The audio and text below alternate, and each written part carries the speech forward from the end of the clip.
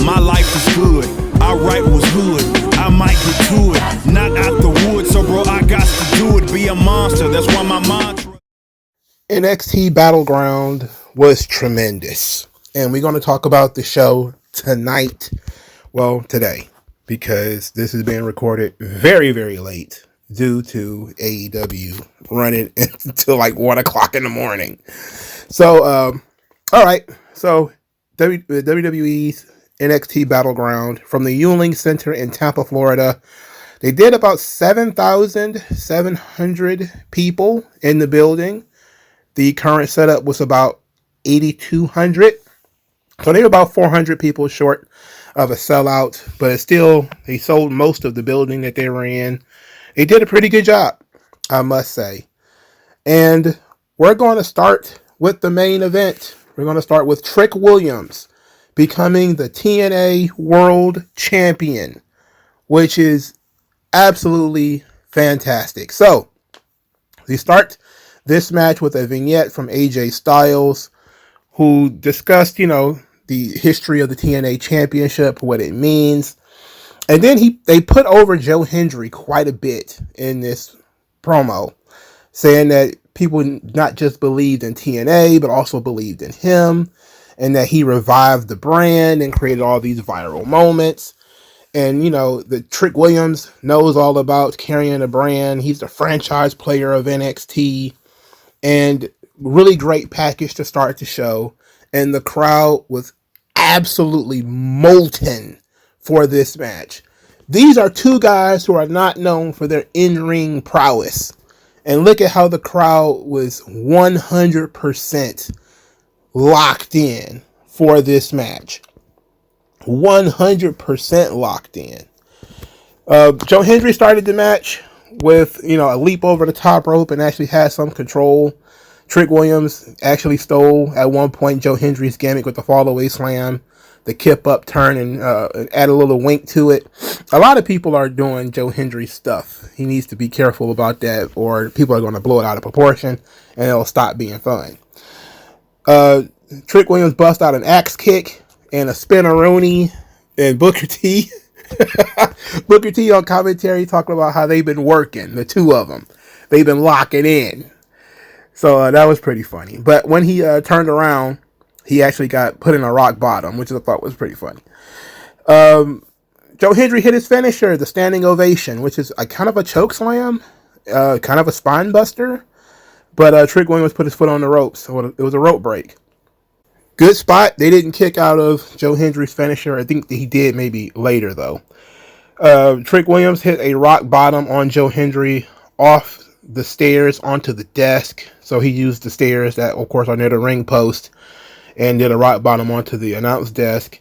Then threw him back in the ring, followed it up with a trick shot, knee strike, and only got a 2 count. Absolutely ridiculous. Very excessive. The referee then got involved because Trick Williams wouldn't got the belt. He got in the ring with the belt, and the referee took it from him. There was some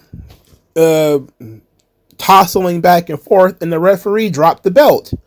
At this point, Trick Williams is going up again for a standing ovation, and he dug his fingers in the eyes of Joe Hendry.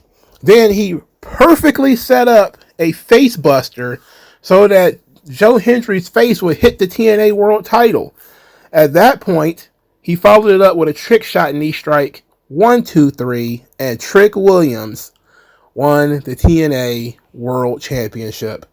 The crowd was stunned into silence. There were some people who were absolutely down for it, and then there was other people who was like, oh shit, what did I just see? And that's what you want from pro wrestling. That's what you want. You want that mixture of holy shit and that mixture of this is fucking amazing.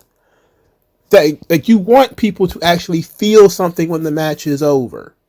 Right? Not just be happy that the match is over, not just pop at the finish, but actually feel like this is a substantial event that I just saw.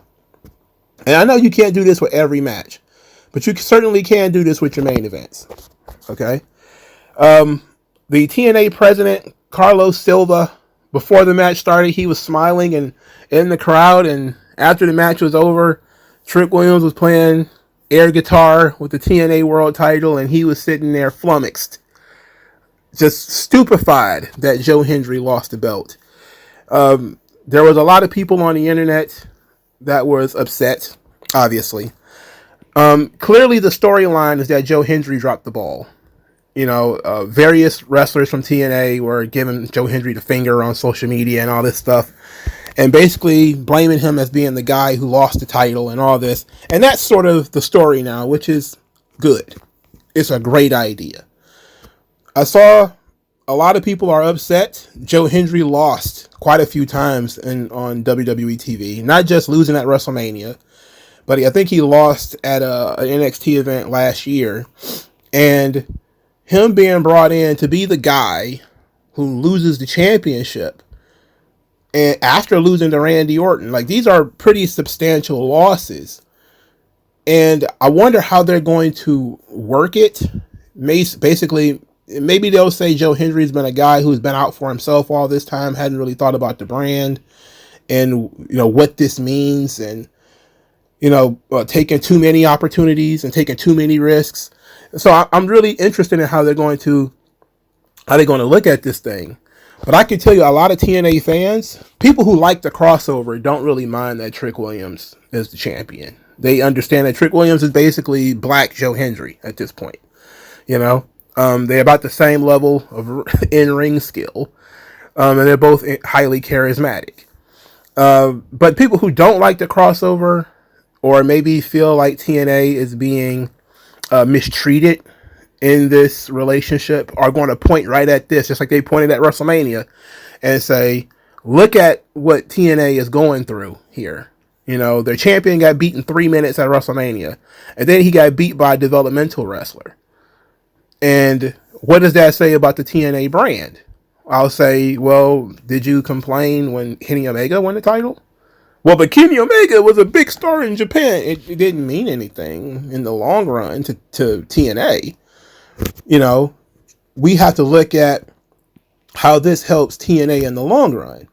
Now, we know that Trick Williams is going to be the champion going forward, and he's more than likely going to end up dropping the belt to Mike Santana in July or August, whenever Slammiversary is, because I think it's in New York. So he won't be champion very long. And I think it was a very creative and impactful way to get the belt off of Joe Hendry, because there's nobody on TNA's roster that's a world champion that I think anybody can really get behind. Again, I said this during the Under Siege review. Who else on this brand is you going to have Joe Hendry drop the belt to? He's a babyface, right? So Santana is also a babyface. And all of your heels are Moose, Eddie Edwards. Nobody's going to watch Eddie Edwards versus Joe Hendry. I'm sorry. Nobody's watching that. JDC, sometimes Eric Young. These are all terrible, absolutely awful ideas, right? These are all bad ideas. Now, if you want to say there's plenty of guys who've been in TNA for a long time that you could have elevated. Ace Austin before he left. Trey Miguel, who's still there. Zachary Wentz, who's still there. Maybe even if you're an AJ Francis fan, he's there. I would say I understand, but Trick Williams is more over than all of these people. And if they're going to have access to him, and it's going to be something that's very, very interesting for their product, as now this run of guys are going to try to get the TNA title back, that's a lot more interesting than if you put the belt on, AJ Francis or whatever. I've been yelling about how TNA needs to do something drastic and risky with their roster for a long time. This is just a Band-Aid on that. I don't expect Trick Williams to go in there and break all sorts of records and all that kind of... It's just impossible. The amount of damage that's been done to the TNA brand because people have left. The amount of damage that has been done to the brand because they asked people to take pay cuts has been tremendous. But if you can get Trick Williams to wrestle like Jeff Hardy or even a Matt Hardy or a Leon Slater or the Rascals, or, even maybe Eric Young or whatever, you can actually add a lot of value, not only to Trick Williams, but also to TNA. It could be a win-win. Trick Williams, of course, has to take this seriously, of course, has to carry this brand like it means something. But I don't see any reason why he wouldn't. I am extremely proud of Trick Williams. This is tremendous. He became a world champion before Carmelo Hayes did. Think about that. He was Carmelo Hayes' sidekick for 3 years. And he's only been in the business 5 years. He debuted in 2020? Maybe really started getting any kind of focus in 2021. His progress has been tremendous. He absolutely... The Performance Center did its job. Trick Williams is the man. Absolutely, it was the right decision. The TNA fans who don't like it are just going to have to lock in or punch out, because to me, this is what TNA needed to add some emphasis to their brand and to make the brand feel special. It was just necessary. The next match, Obafemi defeated Miles Bourne. There was a great interview before the match for Miles Bourne, where he got to talk about his influences. He got to talk about his speech impediment, his disability. And despite the fact that if a crocodile could talk, it would sound like Miles Bourne, he's good at speaking. He's very comfortable talking. And he seemed very confident in his speech ability, which is extremely good. He has a very generic look, which is a problem in the long run. But this is the beginning of his push. NXT lost some guys in call-ups and stuff like this, and they need to replenish the roster. And so Miles Bourne being moved up is important to NXT. And I'm glad that he's getting this spot. Charlie Dempsey continues being a dickhead. He refused to give Miles, who was smiling very bright, a fist bump before the match. He's a hater. He's a hater. Unfortunately, Miles Bourne was very unbothered by this. And early in the match, Obafemi was basically just being dominant. This felt like a championship match that would have happened on Raw or something like that, where, the mid-carder comes in and tries his best and throws his best stuff at, the champion, only to fall short. And that's exactly what happened. They had gorilla press into a gut buster, which just looked absolutely nasty. Miles Bourne ends up, busting out some explosive moves like a tope con hilo, and then one of those snap power slams that Randy Orton likes to do. He did a standing moonsault that ended up with Obafemi capturing him into a choke slam, which is basically like a cane angle that they used to do. Wow. He ended up powerbombing Miles Bourne twice in order to win the match. It was an inevitable finish that Obafemi was going to win. And Miles Bourne put in A+ effort. He could have used some more hope spots, though, because at no point did I actually think that he was going to lose. I didn't think Obafemi was going to lose at all, and that's always negative points in my book. You have a championship match, and I don't believe that the other person can win, then, especially if it's a dominant champion, I think you failed to tell the story. Unless the story was that the champion is so goddamn dominant that the other person is not a credible contender, which is usually the Brock Lesnar story. And they didn't go that far here because it wasn't like 4 minutes of Obafemi slamming this guy and throwing him all over the place. All right. Jordynne Grace versus Stephanie Vaquer for the women's title. Absolutely tremendous match between these two women here. There was some level of sloppiness later in the match, but overall, they worked very hard. They told the story of Stephanie Vaquer's technique and speed and high flying versus the strength of Jordynne Grace.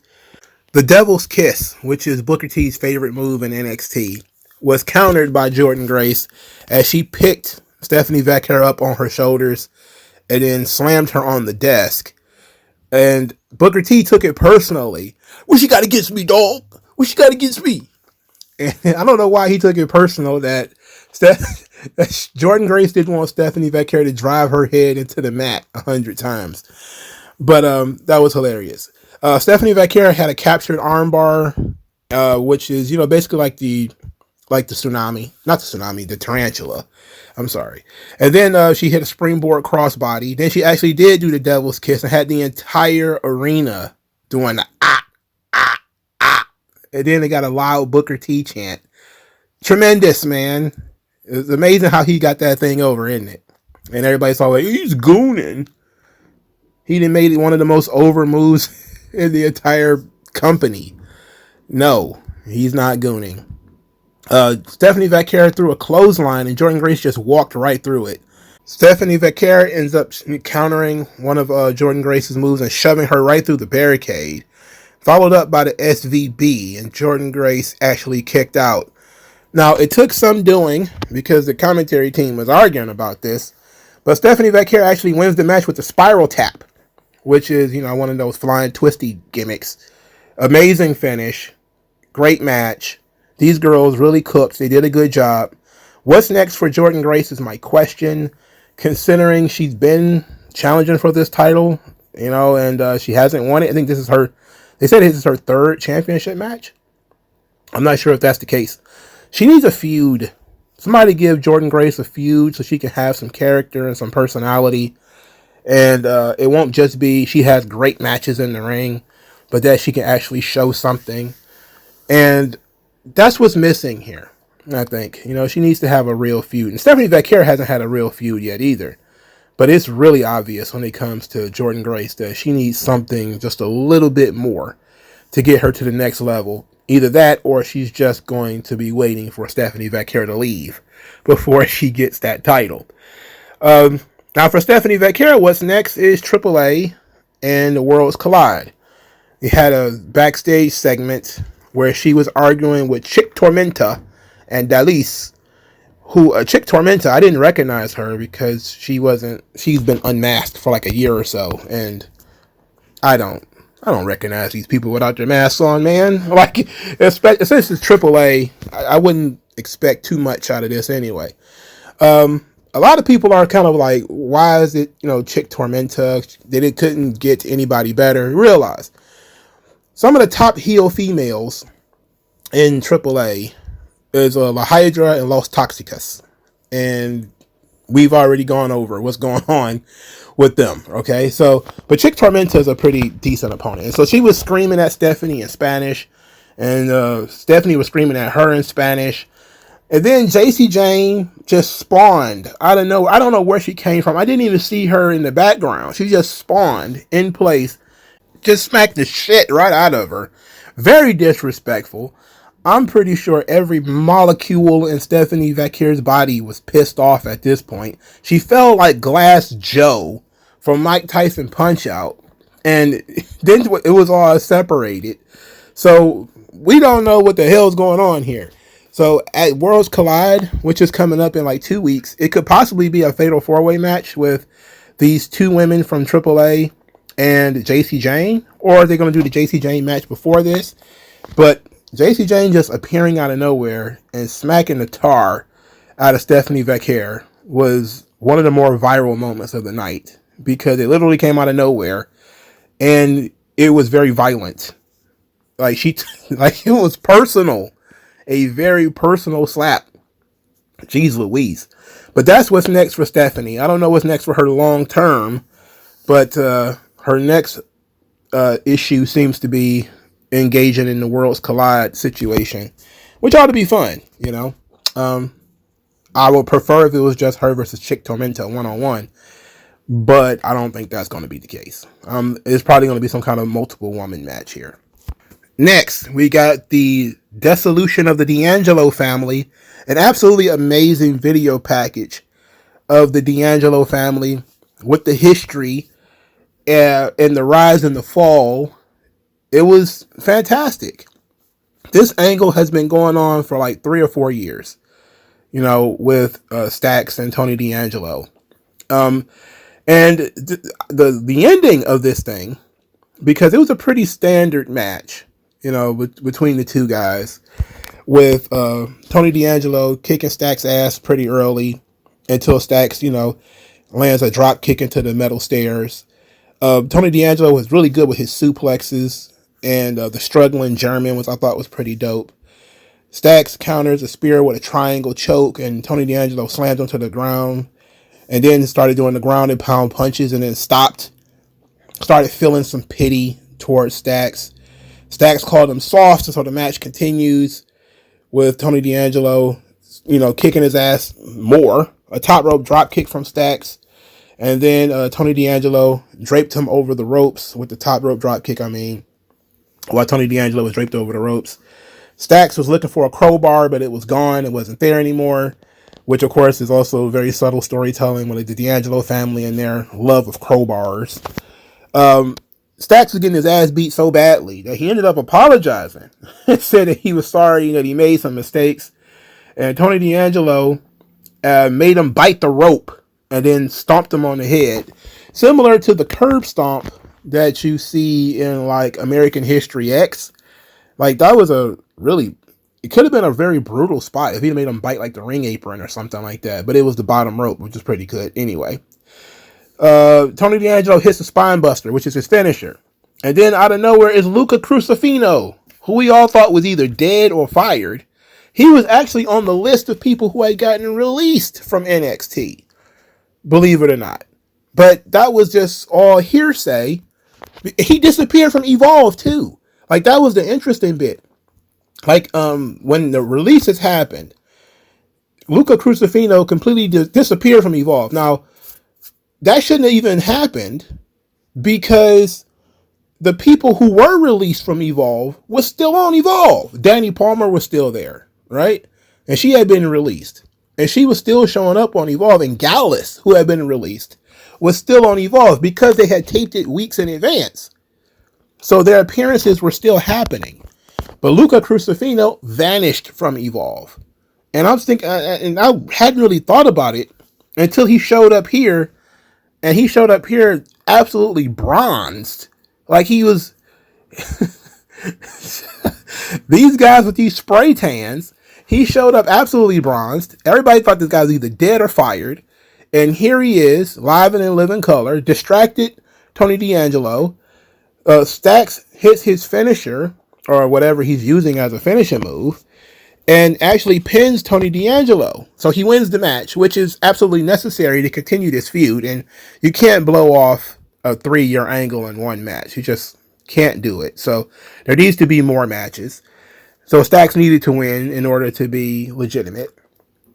And after the match, Luca Crucifino tries to reconcile with Tony D'Angelo, only to get rejected. And now we're, is Luca and Stacks working together? Which I think the answer is obvious at this point, isn't it? But what happened out there in the desert between Stacks and Luca? We're going to get our answer at least this Tuesday, but extremely interesting. Extremely interesting. This was our cinema match of the night. The storyline heavy match of the night. And it delivered. It lagged a little bit with Stacks, talking, and then they had to get close with the mic and everything. But for the most part, I think they did mostly a good job in the ring. And Stacks looked formidable. He's actually bigger than I remember too. So it was good. I enjoyed it. All right. The second match on the show was the Culling versus Josh Briggs and Hank and Tank as a 6-man tag. And this is where I started taking points off of NXT. Minus 15 for making me watch Shawn Spears. Minus 5 apiece for Briggs and Jensen. So there was no way they were going to be able to make too much out of this.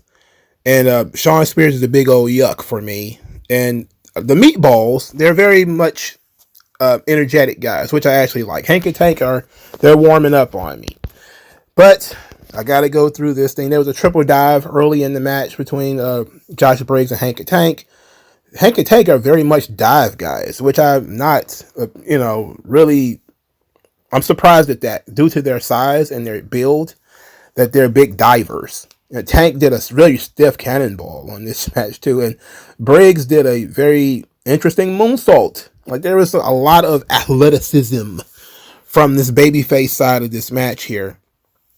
Jensen and Nico Vance did a double stomp Dominator, absolutely colonizing the Dominator, which I was told is one of the blackest moves in wrestling, and they just basically colonized the move. They got heat from me for that. Izzy Dame ended up kicking Josh Briggs in the face after with a little help from Shawn Spears, and she's the most interesting bit when it comes to the culling. I hate she's in this faction. I think she should be in the D'Angelo faction, but she's stuck in this culling thing. I don't know. Hank and Tank defeated Brooks Jensen with their finisher, and then Shawn Spears led a post-match attack on Hank and Tank and Josh Briggs, and this led to Izzy Dame going to get a chair. As she gets the chair, the fat meatball Japanese guy, Inamura, shows up to help fight off the culling. There's supposed to be a huge pop here. Maybe there was. I don't know. I don't think so. I don't think anybody cares about Inamura, but he was back. So Inamura, who we were told was going back to Japan, is not back in Japan. Instead, he's still in NXT taking up space. So here it is. I don't know what this means for Josh Briggs. Are they going to continue chasing the tag team titles, or Nico Vance and Shawn Spears and all these guys going to continue chasing the tag team titles? I would imagine so, but I'm no fan of Shawn Spears, and despite the fact that I think this Nico Vance guy might have some level of potential, despite the fact that I think Hank and Tank, I think highly of them now. I hated them a couple of weeks ago, but they seem to have worn on me. I don't like Josh Briggs, and I don't like the other guys, so I'm going to give this a big old thumbs in the middle. The opener to the show was crazy. The girls went crazy, all right? Kalani Jordan versus Sol Ruka. Absolutely high-level athleticism. This is very gymnastic-y pro wrestling. Now, normally I hate gymnastics in the pro wrestling. These things need to be put in a certain place in order to feel special and all this stuff. But I am not going to grade Sol Ruka and Kalani Jordan the same way that I would grade a Dick the Bruiser match, or, guys who have been in the business for 10 or 15 years. It's just, there's no way you could do that. For what they were doing at their level, which is, I think both of them have only been doing this for about 2 years, it was phenomenal. If you consider that both of these people have only been in the business for 2 years, what they were doing was very good. Now, if I was going to not grade it on a scale, I would say it lacked psychology, it would lack intensity, and, it was spammy in a sense. But when you consider they've only been in the business for 2 years, they got the advanced part down. They need to work on some of the nuts and bolts, like their strikes and selling. There was some of the big issues here was a lot of selling issues, but they did some tremendous shit. A top rope X Factor by Sol Ruka was just crazy, and it wasn't nowhere near the finish. It happened actually quite early in the match. Sol Ruka did a Sasuke special, which is phenomenal. I don't really like the camera angle for it, because they zoomed out so far that you couldn't really see Kalani Jordan actually get up off the mat to catch her, which was, great little detail. She didn't stand there and wait. She got up just in time to catch Sol Ruka. Sol Ruka actually countered a reverse Frankensteiner off the top rope and landed on her feet. And then as soon as Kalani got up, she hit a spear, which is crazy. It was only a 2 count. Of course, they did a super Spanish fly, because this happens in every match that features a high flyer. Zarya was ejected for helping Sol Ruka evade the split leg moonsault. That Kalani Jordan's finisher too, so she was ejected for this.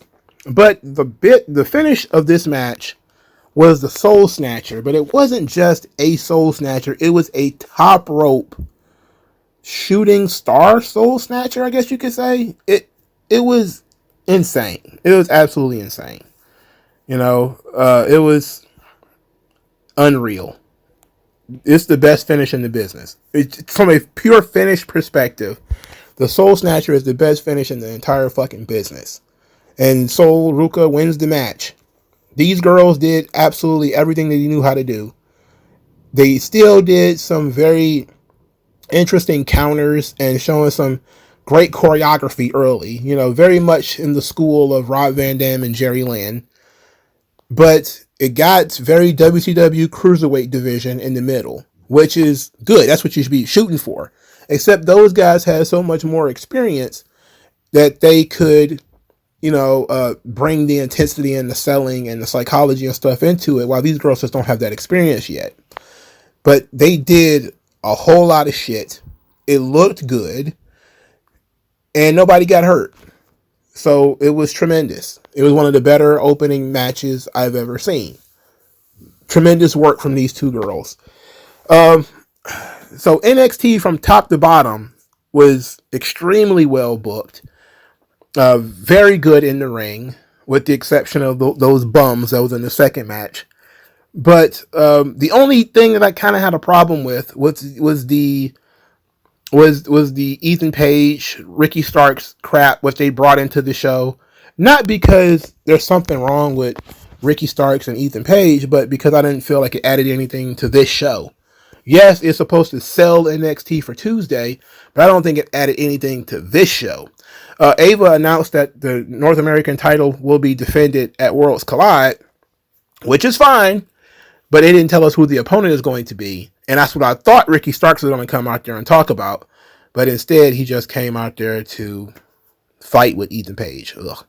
Another match that they pitched for Tuesday was Santana, who wanted to fight the TNA champion. This was before it was Trick Williams. So he was basically saying whoever the champion is, he wants to fight them. Charlie Dempsey showed up, said that he was sick of these outsiders coming in, taking up spots and time. And as Santana was about ready to cut into Charlie Dempsey, Tavion Heights stepped up and said that he sees an opportunity for both of them to show what they can do. And they respectfully decided to have a match on Tuesday. So Santana is going to be on NXT. This is amazing. Really good job. And it's smart because, again, Santana is going to be the guy that TNA is pushing as their top guy, their top babyface. So him being the guy that's going to come over to NXT, get, involved with this, maybe get a couple of wins and be on Trick Williams' heel could be the right move. But they're building Santana as Mr. TNA now. That he's the new standard bearer for the company. Now that, Josh Alexander has run off to AEW or whatever. So it's really smart. And so I enjoyed NXT Battleground. I thought it was an extremely good show. And I think everybody involved worked very hard. And I think the company did a good job here. Very brave decision making on TNA and NXT's part. And I think they should be commended for their bravery on taking that chance on Trick Williams, who is, again, an untested talent. Most people would say, well, if you're going to do this, why not give it to AJ Styles or somebody like that who has so much history with TNA. And I think it takes some serious balls to give the title to a developmental wrestler and say that, okay, you're going to be our guy. You're going to be the guy that's going to help move this partnership forward. That's ballsy. And hopefully it works out for him. And I suspect that it will. Because I think most people like the crossovers. So now everybody's fantasy booking how, the Knockouts tag team titles or whatever are going to be next. Or maybe the Knockouts championship itself will be next.